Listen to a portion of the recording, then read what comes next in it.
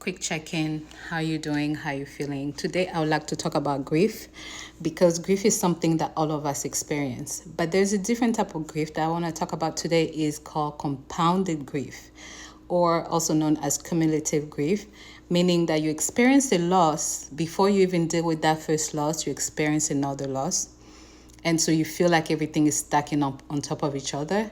And this can affect relationship, your overall well-being, especially if there's things happening in the environment around you, meaning society, the country you're in, or even in your relationship or in your personal life, your job, all these things can affect can play a role in how you feel and the grief that you are feeling.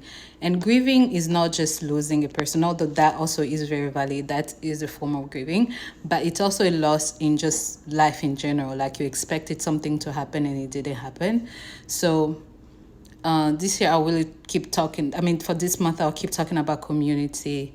One way you can get support is through your friends, to talking to a mental health professional like a therapist, talking to your pastor if you're Christian, or talking to a spiritual leader, or talking to your community, reaching out to people when you feel the heaviness of grief.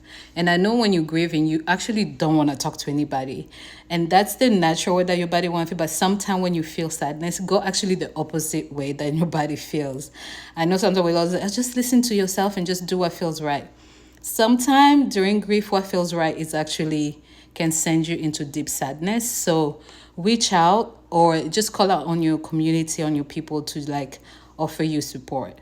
So, because again, we're not meant to do this life alone. There's a lot of heaviness happening in our world right now, and it's important to self-care in a way of finding a support system, people that can help you during hard time, and that require vulnerability. It requires for you to be flexible and open.